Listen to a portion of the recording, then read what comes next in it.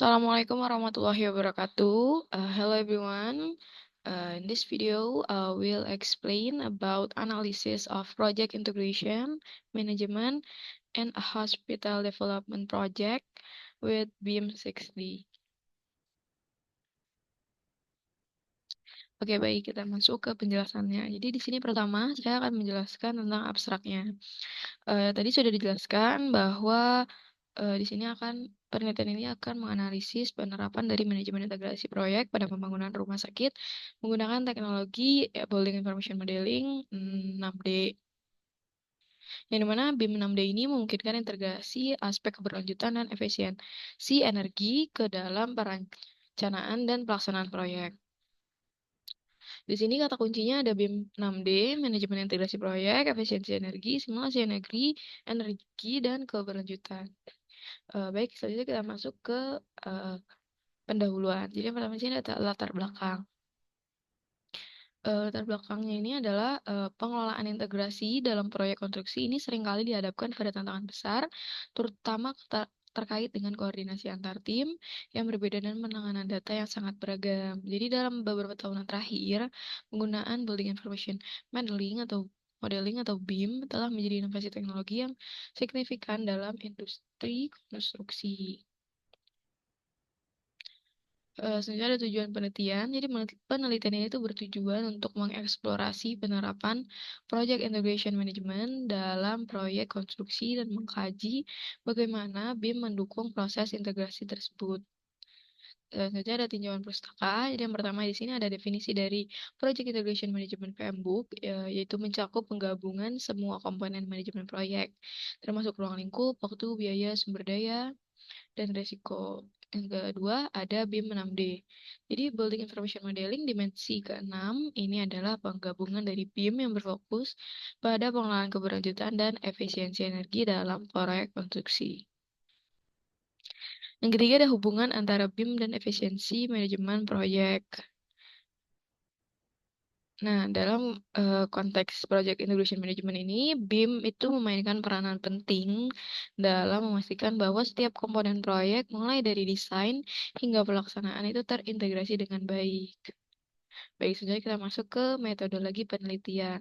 Jadi penelitian ini menggunakan metodologi kualitatif yang berfokus pada analisis isi dari literatur yang relevan mengenai proyek integration management, project, dan penerapan BIM.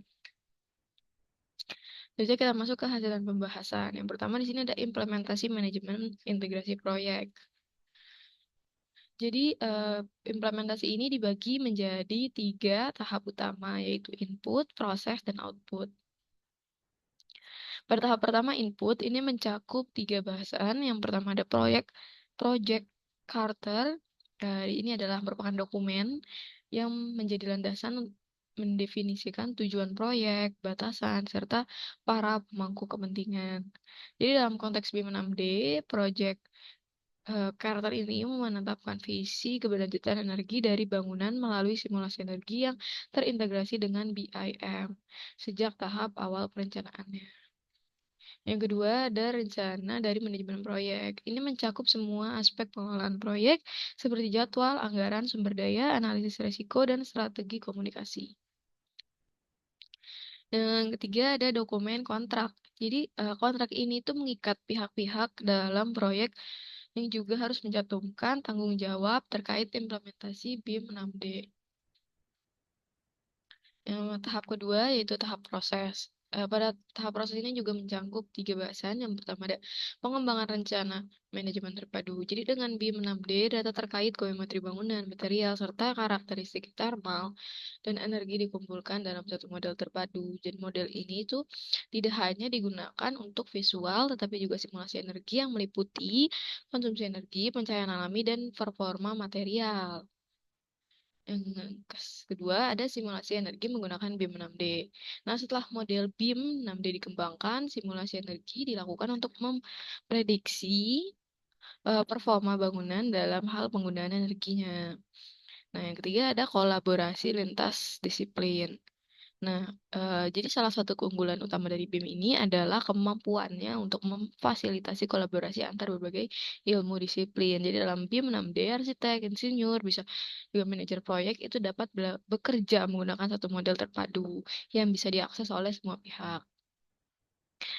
Dan yang terakhir ada tahap output. Jadi tahap output ini juga mencakup tiga bahasan. Yang pertama ada rencana manajemen proyek terpadu. Dengan BIM 6D, rencana manajemen yang dihasilkan tidak hanya mencakup jadwal dan anggaran, tetapi juga strategi optimalisasi energi. Yang kedua ada laporan performa energi. Jadi salah satu output kunci adalah laporan simulasi energi yang dihasilkan melalui BIM 6D ini. Laporan ini itu memberikan gambaran dalam mendalam mengenai konsumsi energi bangunan, potensi penghematan energi, serta efisiensi operasional. Yang ketiga ada optimasi penggunaan energi. Jadi hasil akhir dari simulasi energi menggunakan BIM 6D itu memastikan bahwa bangunan yang direncanakan memiliki efisiensi energi yang tinggi. Oke, yang selanjutnya ada kaitannya dengan BIM 6D. Jadi dalam kaitannya dengan Project Integration Management, BIM 6D ini memungkinkan manajer proyek untuk tidak hanya mengelola aspek visual dan konstruksi bangunan, tetapi juga memantau dan mengoptimalisasi penggunaan energi, simulasi lingkungan, serta memastikan bahwa bangunan memenuhi standar keberlanjutan seperti standar LEED. Oke, selanjutnya ada manfaat dari penerapan BIM, yaitu ada tiga. Yang pertama di sini ada simulasi efisiensi energi, yang kedua ada keberlanjutan, dan yang ketiga ada optimalisasi siklus hidup. Baik, selanjutnya masuk ke dalam kesimpulan. Jadi kesimpulannya itu penerapan 6D ini pada pembangunan rumah sakit memberikan manfaat yang signifikan, terutama dalam aspek keberlanjutan dan efisiensi energi. Nah, teknologi ini memungkinkan manajer proyek untuk memantau dan mengoptimalisasi penggunaan energi melalui simulasi yang akurat. Nah, BIM 6D juga memfasilitasi kolaborasi lintas disiplin yang menghasilkan laporan kinerja energi yang mendalam, membantu mengurangi konsumsi energi bangunan hingga 50%. Dengan demikian, BIM 6D itu terbukti menjadi alat yang efektif dalam mencapai efisiensi energi dan keberlanjutan proyek. Oke, baik. Selanjutnya di sini ada daftar pustaka yang menjadi referensi penulisan dari artikel ini. Sekian video penjelasannya, kurang lebihnya mohon maaf. Wassalamualaikum warahmatullahi wabarakatuh.